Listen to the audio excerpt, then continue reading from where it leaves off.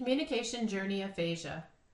This brief tutorial will cover editing the grid size to meet the needs of a client using this file.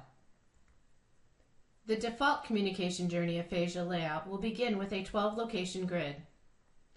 Based on the client's capability, the grid size may need to be changed and then built upon as the client progresses. The client information form for individuals with aphasia is available on the Saltillo website.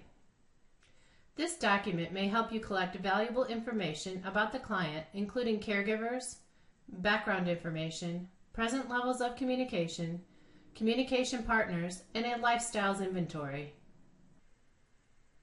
Kaya developed a resource that is available online.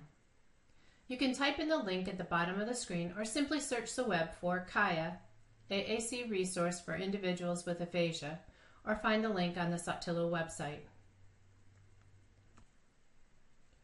By using the client information form and the Kaya AAC resource, I might have determined that my client may benefit from a more limited grid size at this time. For this example, we will create a 6-location grid. We will keep these 6 buttons: Things, People, Me, Clear, Conversational Control, and Scales.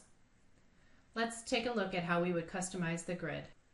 I will be using my NovaChat device with chat software, and I have already made a copy of the default file.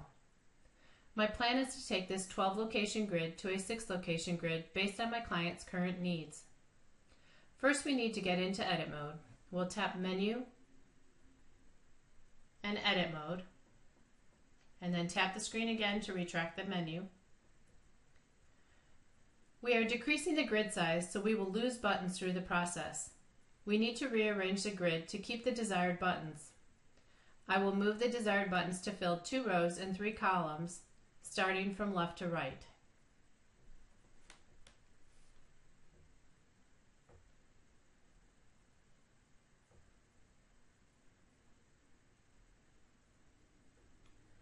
My desired buttons are in the first 2 rows and the first 3 columns.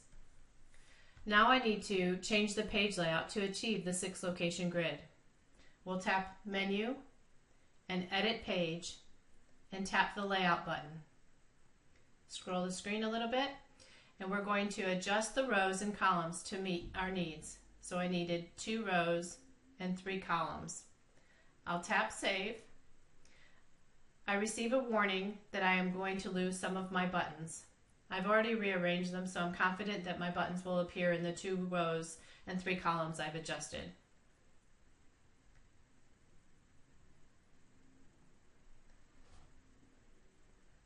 I can tap Menu and then toggle out of edit mode and tap to retract the screen again. I have my 6th grid layout with my desired buttons. When I tap one of the buttons, I will find that the next page will contain 12 buttons. I will need to make a determination if I need to limit the grid size on all pages, some of them, or just the home page. If we had determined that another page was more beneficial at this time to be on the main screen, and it was embedded in another page, we could copy and paste that button to the main screen. For this example, we decide that our client needs to be able to tell us about pain, so we can bring the pain scale to the main page. We'll tap Menu, Edit Mode, tap the screen again, go to Scales, and I'm going to copy and paste the Pain Scales button to the front page. Press and hold, copy button, go back home. I want to be sure that I'm not going to be taking away something that I did want to keep in my next menu. So I'm going to go ahead and press on one of the buttons I know I do not want to keep, and I'm going to paste that button there. So now I can rearrange them again. So if I wanted to keep Things, People, Clear, Conversational Controls, and Me and Pain, I can keep those there and then do the same thing, rearrange the grid. So I'll edit the page, go to Layout, and again, adjust it to be the 2x3 and tap Save. Answer my warnings.